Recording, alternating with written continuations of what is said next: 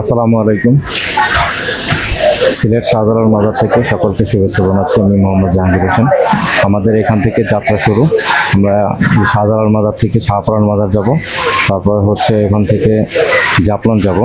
সমস্ত কিছু আমার এই ভিডিওতে তুলে ধরবো। সবাই ভিডিওর সাথে থাকুন, অবশ্যই ভালো লাগবে। এটা হচ্ছে মাজারের মূল অংশ, এটা মাজারের ভিতরের অংশ।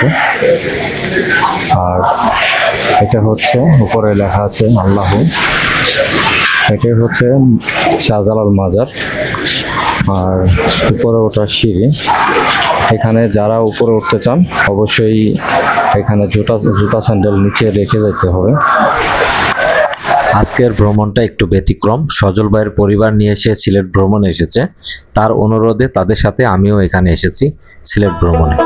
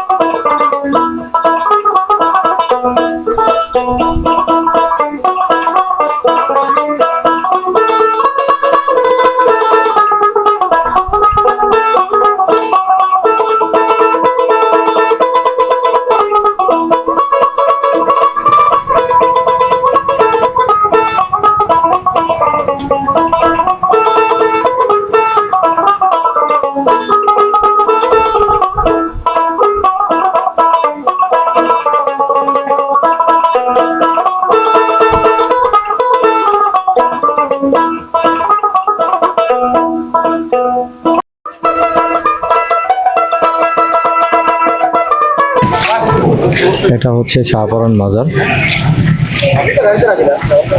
এখন আমরা শাহপরান মাজারে আছি, ভিতরে প্রবেশ করব। এটা হচ্ছে বাইরের পথ। এখানে মাজারের কিছু নিয়মাবলী লেখা আছে। এটা হচ্ছে এটাতে কি করে? এটাতে কি করে? এটাতে দুধ উপরে জ্বালায়। একটু দেখি উপরে উপরে জ্বালানোর জন্য তো আছে হ্যাঁ উপরে। আপনার সিঁড়িতে উপরে উঠতেছে। এটা হচ্ছে বট গাছের গোড়া।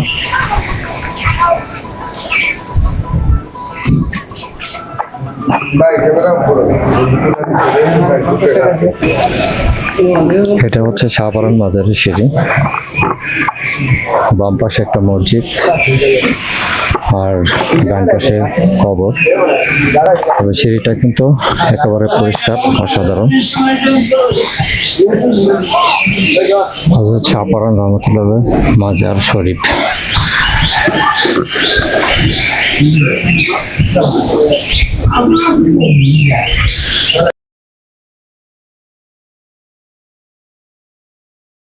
এখানেই সাহিত্য আছে হযরত শাহপরান রহমতুল্লাহ আলাইহি। এখানে দেখেন অসংখ্য লোকের কবর। আসসালামু আলাইকুম। নামটা বলুন। আপনার নামটা কি? মোহাম্মদ আমির উদ্দিন। মোহাম্মদ আমির উদ্দিন। আপনি এই শাহপরান মাজারে কতদিন যাবত আছেন? আমি এখানে যাবত প্রায় আমি ওনার দরবারে আসতেছি জন্ম থেকে সেরে। ওনার উচিল্লাম ভাই অসুস্থ হয়েছেন গিয়া, প্রতিবন্ধী মানুষ ইসলাম টাইফয়েডে শাহজালাল বাবা শাহপরান রহমতুল্লাহ আমার আম্মা আব্বা কুলু করে এসলো। এখান থেকে আল্লাহ রহমতে কুদরতে আমি আস্তে আস্তে আল্লাহ আমার ভাড়া করে দিছে। ওইখান থেকে চৌথায় থেকে আমি অনেক ভক্ত হয়েছি। আপনি চলেন শাহপরানের? মানে আপনার সংসার চলে কিভাবে? সংসার চলে এখানে পুলিশ দরবারে আসি, এরা কিছু আমার হাজিয়া দেয় মাজার তরফ থেকে। এখানে জুতার দোকানে আমি থাকি। এখানে মানুষ আমার কিছু দেয়। এখানে তদারকির জন্য আপনারা কয়জন আছেন? হ্যাঁ, এখানে তদারক করার জন্য আমাদের এখানে 20-22 জন। 20-22 জন। আমরা দেখাশোনার জন্য। আসসালামু আলাইকুম ভাই, ভালো আছেন? আপনার নাম কি? আমার নাম মোহাম্মদ সিরাজুদ্দিন। আপনি এখানে কতদিন যাবত আছেন? আমার জন্মস্থান এখানে। জন্মস্থান এখানে? জি। মানে এখানে আপনার খেদমতের দায়িত্ব আছে নাকি? জি। যাক, এখানে একটা জিনিস ভালো লাগলো যে এখানে কিছু নির্দেশনা লেখা আছে। জি জি আসলে সব মাজারে এগুলা লেখা থাকে না, না, এটা তবে তো এই হচ্ছে লেখাগুলা খুব, ভালোর জন্য থাকাতে মানুষ এখন মোটামুটি একটু মনে হয় যে ভালো। আপনার পরিবেশটা ভালো হয়েছে। জি, জি। কারণ আমি এর আগে আসছিলাম, তখনকার পরিবেশ আর আজকের পরিবেশ অনেক ব্যবধান দেখতে। যদি গান বাজনা নিষিদ্ধ করা হয়েছে, গাঁজাগুলা ওগুলো নিষিদ্ধ করা হয়েছে, এখানে গান বাজনা হয় না, অনেক তফসির হয়, বুঝছেন, কোরআন তেলাওয়াত হয়। আচ্ছা, যাক, এটা ভালো কাজ। জি। বাবাজি, আপনার কি অবস্থা? ভালো আছি আমি, আলহামদুলিল্লাহ। এখানে আপনি কতদিন যাবত আছেন? আমি এখানে আমরা অনেক বছর ধরে। অনেক বছর। আপনার গ্রামের বাড়ি কোন জায়গা? সাববাড়ি, খানদুরা। হ্যাঁ, খানদুরা সাববাড়ি, জেলার নাম বলেন। নাসিরনগর। জেলার নাম জেলা তো বামুনবাড়ি, বিবাড়িয়া। ব্রাহ্মণবাড়িয়া। বিবাড়িয়া। আচ্ছা, এখানে একাই থাকেন না পরিবার নেই? একা থাকি পরিবার নাই? না, বিয়ে শাদী করেন নাই? বিয়ে শাদী করছি, আছে ও, মানে পরিবার বাড়িতে না? বাড়িতে থাকায় আমি এখানে থাকি। ও, এখানে আপনি কি করেন? এখানেও থাকি, আমার মাজারে থাকি, আল্লাহ রসুলের নাম লই। হ্যাঁ, মাজারের এইটা কি? এটা ও বাবার গাছের রাত, ডাইনা গাছ। আচ্ছা, এগুলা কি বিক্রি করেন? না না, ওষুধের কাজে লাগে। আমরা যারা এগুলা কি বিক্রি করেন? না, যারা লাগে মানে তারা দিয়ে আমরা দিচ্ছি। আচ্ছা আচ্ছা, ঠিক আছে, ভালো থাকবেন। শাহজালাল মাজার ও শাহপরান মাজার ভ্রমণ শেষে আমরা যাচ্ছি জাফলনের প্রকৃত সৌন্দর্য দেখার জন্য। আমরা দেখব এবং আপনাদেরকেও দেখাবো জাফলনের আসলে রূপটা কেমন।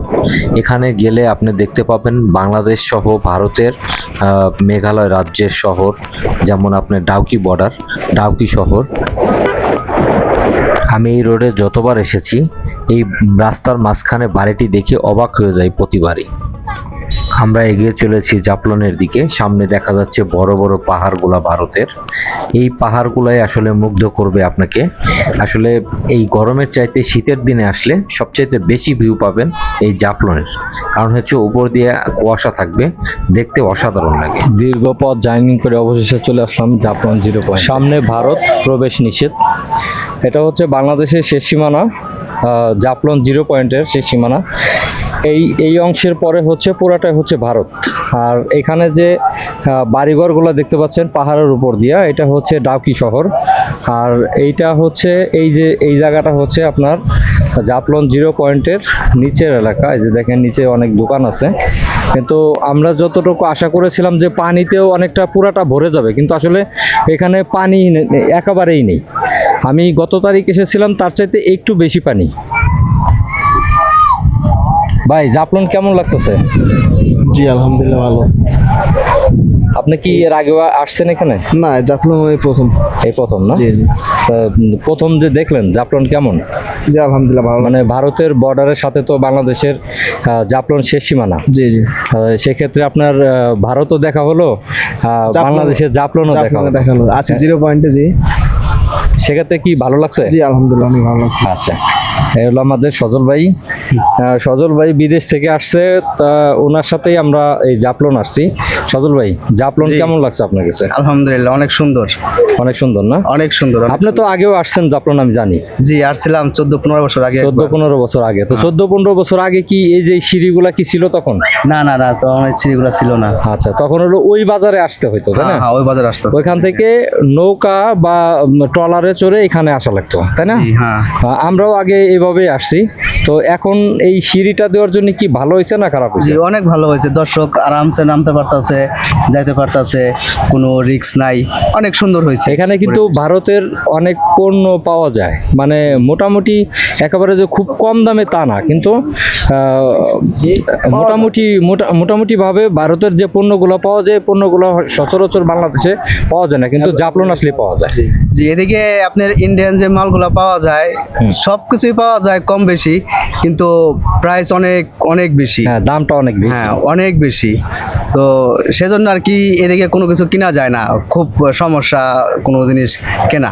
হ্যাঁ, যাক, মানে আপনি বিদেশ থেকে তো অনেকদিন পর আসছেন, ধরেন আমাদেরকে নিয়ে জাফলন আসছেন, কেমন লাগছে আপনার কাছে? জি, আছি আলহামদুলিল্লাহ, অনেক ভালো লাগছে। অনেক ভালো লাগছে। অনেক ভালো। বাকি না ভালো না লাগলে তো আসতাম না। কি অবস্থা তোমার? এই তো আসি।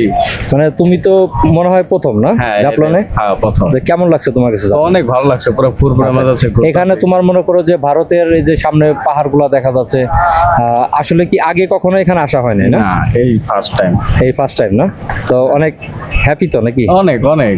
আচ্ছা, নেক্সট টাইমে অবশ্যই আমাদের মামিদেরকে নিয়ে আসবো, ইনশাআল্লাহ সবাইকে নিয়ে আসবো।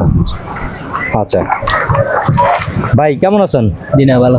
আপনি কোথা থেকে আসছেন? আমি জৈন্তা থাকি। হ্যাঁ, জৈন্তাপুর। ও মানে আপনি তো এই এলাকার লোক? ও, এখানে কি বেড়াইতে আসছেন? জি না, আমি এমনিতেও আইছি। হ্যাঁ, এমনিতেও আইছি, আমার লগর দুইজন আইছেন, তারা গেছে। আপনার লোকে আরো দুইজন আসছে, এরা কোথায় গেছে? ও সামনে গেছে। ভারতে গেছে নাকি না, বাংলাদেশি আছে। বাংলাদেশ এরিয়ার মধ্যেই? ও, এখানে তো মানে মাঝে মধ্যেই আসেন না? জি, আমি মাঝে মধ্যে আসি। মাঝে মধ্যেই আসেন। কেমন লাগে এখানে? জি না, ভালো লাগে। আমরা তো অনেক দূর থেকে আপনাদের এলাকায় আসছি, জি। মানে ওই হিসাবে কি আমাদের সম্পর্কে কিছু বলবেন না? জি না, আর আমি আর কিছু বলিলাম না। হ্যাঁ, আপনার কিছু বলার নাই? জি না। মানে আপনাদের এলাকায় যে দূরে থেকে পর্যটক আসুক, এটা আপনারা চান না? চাই চাই হরি তো মনে করো কাইছি না আপনারা। চান নাকি? আচ্ছা, তা কি নাম আপনার? আমার নাম জীবান। বুঝি নাই। জীবান। জীবান? জি। ও, কোন ধর্মের? মুসলিম। মুসলিম ধর্ম? জি। ও আচ্ছা, ঠিক আছে। তো নিচে অনেকগুলা নৌকা পড়ে আছে পরিত্যক্ত ভাবে, এগুলো হয়তো সম্ভবত আগে চলতো, এখন আর চলে না। আর এখানে পানি আছে, আমরা এই পাশ দিয়ে নিচে নামবো, নিচে নেমে নিচের অবস্থানগুলো দেখাবো। এখানে আমরা যে এই ভারতের শুরু আর বাংলাদেশের শেষ সীমানায় আসছি, অবশ্যই এখানকার পরিস্থিতি আগের চাইতে মোটামুটি ভালো, তবে এখন বেড়ানোর চাইতে সম্ভবত শীতকালে বেড়াইলে সবচাইতে বেশি ভালো হয়। কারণ হচ্ছে শীতের দিনে এতটা গরম পড়ে না, এখন যে পরিমাণ গরম আছে, গরমের জন্য অনেকেই যে পর্যটকরা এখানে আসার পরে হচ্ছে তারা আর এখানে বেরোতে পারে না, একমাত্র বিকাল ছাড়া এখানে বেরোনো সম্ভব না। আমরা এখন একটু ভারতের অংশে ঢুকেছি, এখানে জঙ্গলের ভিতর দিয়ে ভিতরে যাইতেছি। আসলে জানি না যে ভিতরে কি আছে, তবে একটা বিষয় যে এখান দিয়ে অনেকে আপনারা জানেন যে এখান দিয়ে ভারত থেকে বাংলাদেশে চোরাই মাল ঢুকে। তো আমরা যদি আমাদের চোখে পড়ে, আমরা চেষ্টা করব আপনাদেরকে দেখানোর জন্য।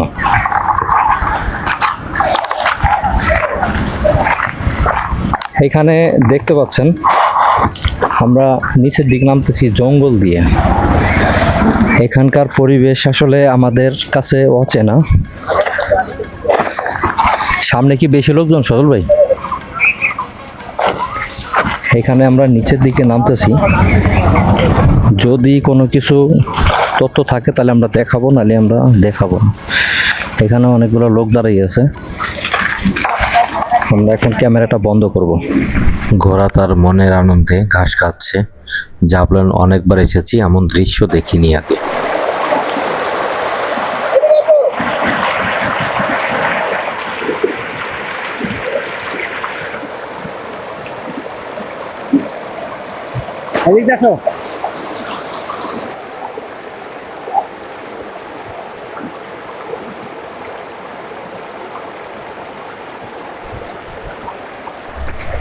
পাথরের বুকে রং তুলির ছোঁয়া, দেখতে অসাধারণ। জাফলন ট্যুর। আসলে পাথরের বুকে এমন দৃশ্য কেবলমাত্র জাফলন আসলেই দেখা যায়, যে এখানকার আর্টিস্টরা বিভিন্ন রঙে সাজাচ্ছে তাদের পাথরগুলা। যারা ভ্রমণে আসছে এখানে, তারা সবাই, অনেকে দেখা যাচ্ছে এগুলা কিনে নিয়ে যায় তার স্মৃতি হিসাবে।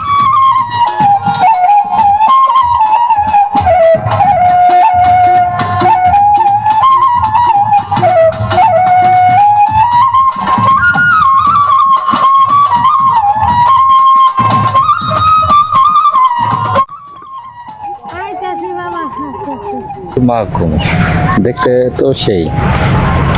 এই ভিডিও তো সারেন হ্যাঁ, সারেন বুঝলেন?